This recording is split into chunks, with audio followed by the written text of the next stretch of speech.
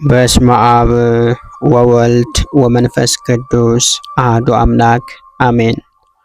በመጀመሪያም በክርስቶስ ክርስቲያን በወልድ ውሉድ በመንፈስ ቅዱስ መንፈሳውያን የተሰኛችሁ የክርስቶስ ቤተሰቦች የእናታችን የእመቤታችን የቅድስት ድንግል ማርያም የአስራት ያደራ ልጆች እስከ ሞት ድረስ በወደደንና ባፈቀረን በጌታችንና በአምላካችን በመድኃኒታችን በኢየሱስ ክርስቶስ ፍጹም የሰላምታ ቃል ሰላም እላችኋለሁ። እንደምን ሰነበታችሁ?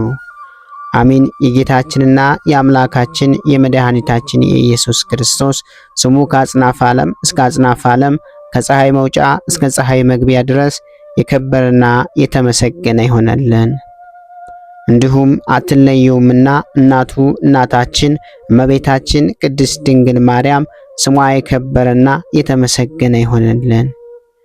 ቅዱሳን መላእክት፣ ቅዱሳን ጻድቃን፣ ቅዱሳን ሰማዕታት እግዚአብሔር ያከበራቸው ሁሉ እንደየክብራቸውና እንደየሞገሳቸው የተመሰገኑና የተከበሩ ይሆነልን። እንዲሁም የተወደዳችሁና የተከበራችሁ የሰንበት ሚዲያ የዩቲዩብ ቻናል ተከታታዮች ሁላችሁም በያላችሁበት የዓለም ክፍል የእግዚአብሔር አምላክ ሰላምና ፍቅር ከናንተ ጋር ይሁን። ይህንን መርሃ ግብር በየሥራ ቦታችሁ በየመኖሪያ ቤታችሁ ሆናችሁ በእምነት የምታደምጡ የቅዱሳኑ ረድኤትና በረከት ከናንተ ጋር ነው። እንዲሁም ከጠላታችን ከዲያብሎስ እስራት እንፈታለን፣ ከያዘንም ደዌ እንድናለን።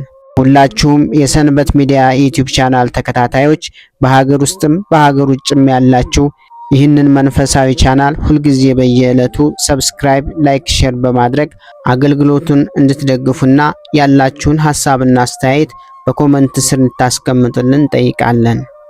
እንዲሁም የየዕለቱን መርሃ ግብሮች ሁልጊዜ በዚህ ቻናል ስለምንለቅ መርሃ ግብሮቹን በቻናላችን በመግባት እንድትከታተሉ ስንል በአክብሮት እንጋብዛለን። በድጋሚ እግዚአብሔር አምላክ ሰላምና ፍቅር ከእናንተ ጋር ይሁን። እንኳን በየካቲት 10 ቀን ታስበውና ተከብረው ለሚውሉ ለቅዱሳን በዓላት 12ቱ ሐዋርያት አንዱ የእልፍዮስ ልጅ ሐዋርያው ቅዱስ ያዕቆብ በሰማዕትነት ያረፈበት የዕረፍቱ መታሰቢያ በዓል፣ የንጉሥ ለማርያኖስ ልጅ የከበረ ዮስጦስ በሰማዕትነት ያረፈበት የዕረፍቱ መታሰቢያ በዓል፣ በገድል የተጠመደ አባ ኤስድሮስ የዕረፍቱ መታሰቢያ በዓል፣ የፋርስ ሀገር ኤጲስቆጶሳት አባ ፌሎ በሰማዕትነት ያረፈበት የዕረፍቱ መታሰቢያ በዓል በሰላም አደረሳችሁ አደረሰን። ሐዋርያው ቅዱስ ያዕቆብ ወልደ እልፍዮስ። የካቲት 10 በዚች ቀን ከ12ቱ ሐዋርያት አንዱ የእልፍዮስ ልጅ የከበረ ሐዋርያት ቅዱስ ያዕቆብ በሰማዕትነት አረፈ። ይህም ሐዋርያ በብዙ ሀገሮች ውስጥ ከሰበከ በኋላ ወደ ኢየሩሳሌምም ተመለሰ። ይህም ሐዋርያ በብዙ ሀገሮች ውስጥ ከሰበከ በኋላ ወደ ኢየሩሳሌም ተመለሰ። ወደ ምኩራብም ገብቶ የክብር ባለቤት ጌታችን መድኃኒታችን ኢየሱስ ክርስቶስን ሃይማኖት በግልጥ አስተማረ። ከእርሱ ለሚሰሙትም ሁሉ ብዙ ተአምራትን አደረገ። ንጹሕ በሆነ ልቦናም በእግዚአብሔር አመኑ፣ ራሳቸውንም አጸኑ። ሐዋርያው ቅዱስ ያዕቆብም በልቦናው አሰበ፣ እንዲህ አለ፣ ሕዝቡ ከእርሱ ሰምተው እንዴት ያምናሉ አለ። እርሱም ሕዝቡ ወደ ተሰበሰቡበት ወደ ምኩራብ ገባ።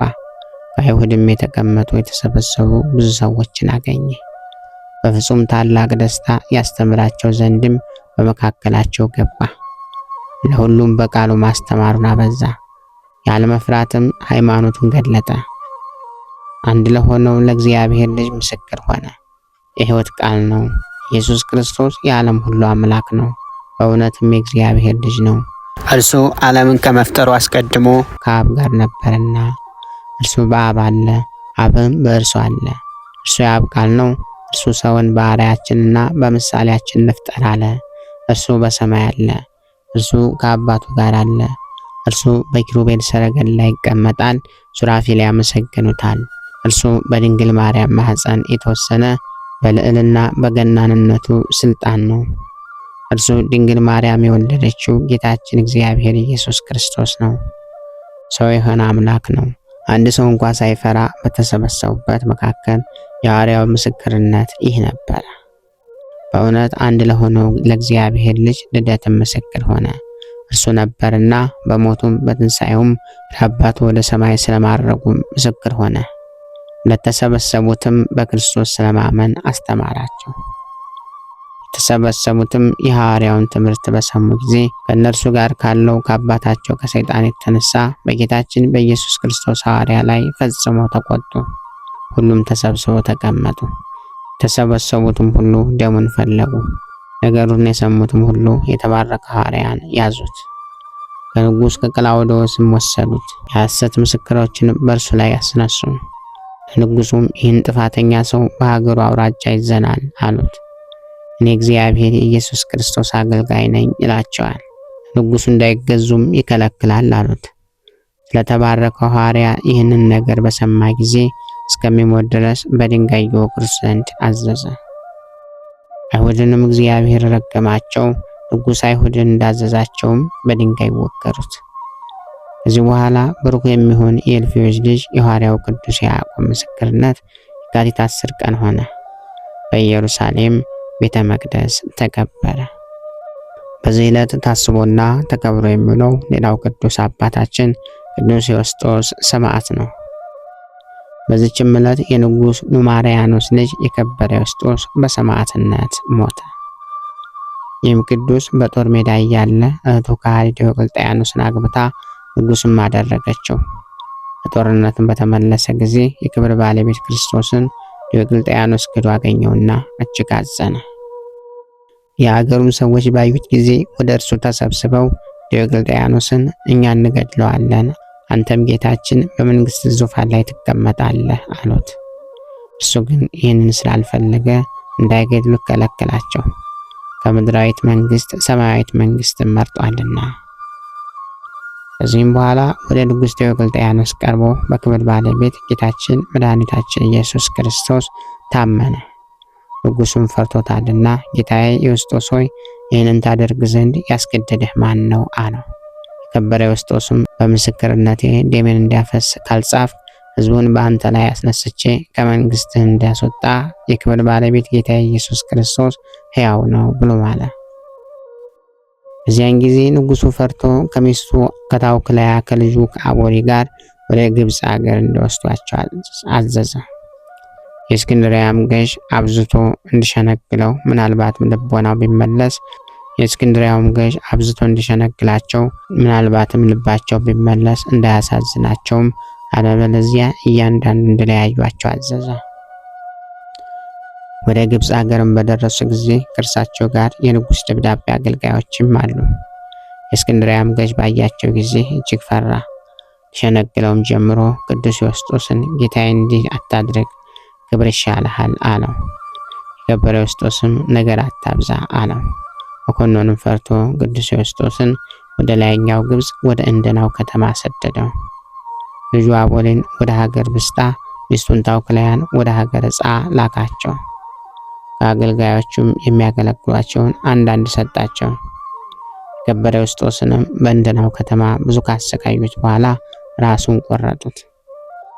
ሰማዕትነትን አክሊልንም ተቀበለ። ከሥጋውም ድንቆች ተአምራቶች ተገለጡ። ለበሽተኞቹም ታላቅ ፈውስ ሆነ። በዚህ ዕለት ታስቦና ተከብሮ የሚውለው ሌላው ቅዱስ አባታችን አባ ኤስድሮስ ጻድቅ ነው። በዚህችም ዕለት በገድል የተጠመደ ምሁር የሆነ የዓለሙ ሁሉ መምህር አባ ኤስድሮስ ፈርማ ከሚባል ሀገር አረፈ። የዚህም ቅዱስ ወላጆቹ በምስር ሀገር የከበሩ ባለጸጓች ናቸው። ለእስክንድርያ ሊቃነ ጳጳሳትም አባ ቴዎድሮስና አባ ቄርሎስ ዘመዶቹ ናቸው።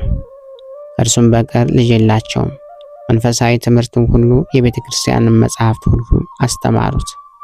ግልጽ አድርጎ አጠናቸው፣ ጠበቃቸውም። ዳግመኛም የዮናናውያን የፍልስፍና ትምህርት፣ ከዋክብትን አካሄድና ዓለምን መዞራቸውን ተማረ። በእውቀቱና በጥበቡም ከብዙዎች ከፍ ከፍ አለ። በገድልም የተጠመደ ትሑትና የሚተጋ ሆነ። በሀገሮቹም ያሉ ሰዎች ስለ እርሱ በሰሙ ጊዜ በእስክንድርያ ሀገር ላይ ሊቀ ጵጵስና የሾሙት ዘንድ ተማክረው ከኤጲስቆጶሳቱ ጋር ተስማሙ። በሌሊትም ወጥቶ ሸሸ። ወደ ፈርማ ገዳም ደርሶ በዚያ መነኮሰ። ከዚያም ወጥቶ ወደ አንዲት አነስተኛ ዋሻ ገብቶ ብቻውን በውስጧ ብዙ ዘመናትን ኖረ። ብዙ ድርሳናትንና ተግሳጻትንም ደረሰ። እርሳቸውም ስለ ነገስታትና ስለ መኳንንት የደረሳቸው አሉ። የቤተ ክርስቲያንንም መጽሐፍቶችን ብሉያት ሐዲሳትንም ተረጎመ። የመጽሐፍቶቹን ቁጥራቸው 18,000 ነው። እኒህም ድርሳናት፣ ተግሳጻት፣ ጥያቄዎችና መልሶች ወደ ሊቃነ ጳጳሳትና ኤጲስቆጶሳት የተላኩ መልእክቶች ናቸው። ወደ ምዕመናንም ወንዞች ውሃዎችን እንደሚፈልቁ እርሱ በመንፈስ ቅዱስ የሚያፈልቃቸው ሆኗልና። ይህንንም በጎ ስራውን ሲፈጽም መልካም ጉዞውን አከናውኖ ወደ በጎ ሽምግልና ደርሶ እግዚአብሔርንም አገልግሎ በሰላም አረፈ። በዚህ ዕለት ታስቦና ተከብሮ የሚለው ሌላው ቅዱስ አባታችን አባ ፌሎ ነው። በዚች ቀን የፋርስ ሀገር ኤጲስቆጶስ አባ ፌሎ በሰማዕትነት አረፈ። ይህንንም ቅዱስ ለእሳት እንዲሰዋ ለፀሐይ እንዲሰግድ የፋርስ ንጉሥ አዘዘው። እምቢ ባለውም ጊዜ ታላቅ ስቃይን አሰቃይቶ ራሱን በሰይፍ ቆረጠው። በመንግሥተ ሰማያትም የሰማዕትነትን አክሊል ተቀበለ። እግዚአብሔር ምስጋና ይሁን። እኛንም በከበረ ቅዱሳን ጸሎት ይማረን፣ በረከታቸውም ከኛ ጋር ትኖር ለዘላለሙ አሜን። ጌታ ሆይ ከብልጽግናቸው ብዛት የተነሳ ብዙ መባን ካገቡት ይልቅ የድሃይቱን አነስተኛ መባ እንደተቀበልክ ለሁል ጊዜ የሚያገለግልህን አላፍ መላእክት እያሳሰብኩ በችግሬ ጊዜ የማቀርብልህን ምስጋና ተቀበል። እናንተም ቅዱሳን ነቢያት፣ የወንጌል ሰባኪያን ሐዋርያት፣ ሰማዕታትና ጻድቃን፣ ትጉሃን መላእክት፣ ፍጹማን ደናግል እንዲሁም ደጋጎች መነኩሳት ወይ ልጅ አዋቂ ሳይለይ የምንሰበሰብበትን የጉባኤ ቦታ ባርኩ። ይህንን መጽሐፍት አዘጋጅቶ ብራና ዳምጦ የጻፈውና ያጻፈውን ከግዕዝ ወደ አማርኛ የተረጎመውን ቃለ ንባቡን በእርጋታ መንፈስና በተመስጦ ሕሊና ያዳመጠ በደለኛን ሁሉ የምታስምር የጌታ እናቱ በማርያም ጸሎት ኢየሱስ ክርስቶስ ሆይ በአንድነት ይማረን። ኢየሱስ ክርስቶስ ሆይ በአንድነት ይማረን። ኢየሱስ ክርስቶስ ሆይ በአንድነት ይማረን። ክብር ምስጋና ይሁን አንድ አምላክ ለሚሆን ለአብ ለወልድ ለመንፈስ ቅዱስ ስም እስከ ዘላለሙ አሜን። ወስብሐት ለእግዚአብሔር ወለወላዲቱ ድንግል ወለመስቀሉ ክቡር። ይቆየን።